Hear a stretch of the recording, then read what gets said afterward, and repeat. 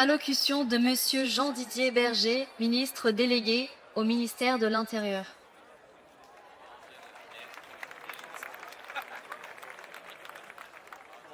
Monsieur le maire de Paris, Monsieur le président du groupe Union centriste représentant dans le Sénat, Monsieur le président du Conseil régional des Hauts-de-France, Monsieur le représentant le président du Conseil régional d'Île-de-France, Monsieur le Premier ministre et son président du groupe Ensemble pour la République, Monsieur l'ambassadeur d'Arménie,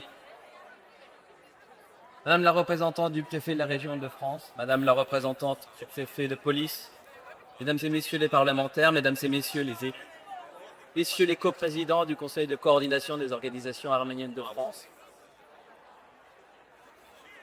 Mesdames et Messieurs les porte-drapeaux, Mesdames et Messieurs en vos grades et qualités. Il y a plus d'un siècle, le peuple arménien a subi l'une des plus grandes tragédies de l'histoire moderne. 1,5 million d'hommes, de femmes et d'enfants massacrés. Des millions de déplacés fuyant l'horreur sur les routes. Les personnalités les plus brillantes de la communauté arménienne furent d'abord arrêtées. Près de 600 intellectuels interpellés, déportés, assassinés. Puis les hommes, les femmes et les enfants furent exécutés, chassés, déportés. Et sur tous les chemins, les sévices furent encore commis. La torture, les viols, l'épuisement, la faim, le froid, et pour les survivants, l'horreur des camps. Cette tragédie méthodique, oui, elle porte un nom, le génocide, un crime contre l'humanité. Depuis la France, c'est vrai, un pays pas comme les autres, ont toujours retenti les voix de la justice, les voix de l'amitié, les voix de l'Arménie. Les déclarations de Jean Jaurès à la tribune de l'Assemblée nationale, aux articles d'Anatole France, de Charles Péguy, de Pierre Quillard, en passant par la préface, écrite par Clémenceau, pour les témoignages des victimes. Elles accompagnent aussi des actes forts, comme celui de l'amiral d'Artiche de Fournay, qui porta secours aux 4000 Arméniens qui résistaient héroïquement sur le Mussadag.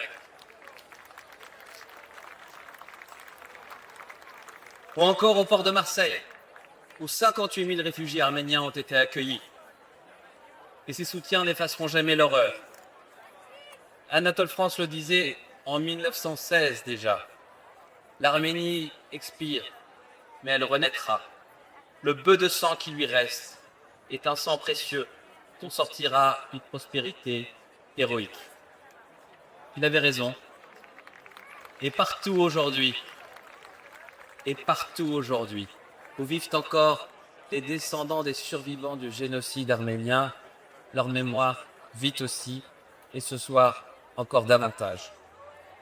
Porter la mémoire des victimes d'un grand crime nécessite de le nommer. C'est ce qu'a fait la France avec la loi du 23 février 2001 reconnaissant le génocide arménien de 1915. Porter la mémoire des victimes d'un grand crime nécessite aussi de pouvoir se recueillir. C'est ce qu'a permis le président de la République Emmanuel Macron en faisant du 24 avril la journée de commémoration annuelle du génocide arménien en France.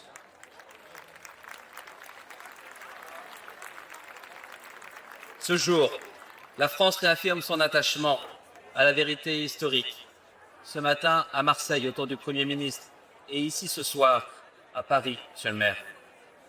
Cette journée est aussi l'occasion pour nous tous d'exprimer notre affection et notre reconnaissance à tous les enfants d'Arménie devenus fils et filles de France. Nos histoires, celles du peuple et celles du pays, avancent à l'unisson. Les Arméniens en France ont combattu sont tombés pour notre pays. Ils ont aussi créé, travaillé, chanté, écrit, tourné, composé. Leurs engagements et leurs œuvres sont aujourd'hui une fierté partagée. L'Arménie peut totalement compter sur le soutien indéfectible de la France. D'abord parce que la souveraineté d'un pays ami ne se négocie pas.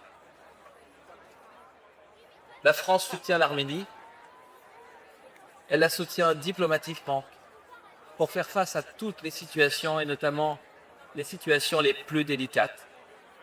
Et depuis quelque temps, elle soutient également l'Arménie à travers une coopération de défense.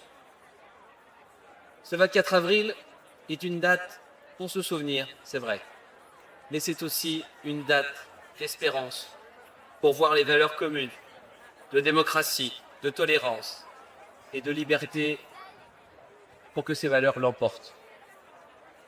Hommage aux victimes du génocide arménien. Vive l'amitié entre la France et l'Arménie. Vive la République et vive la France.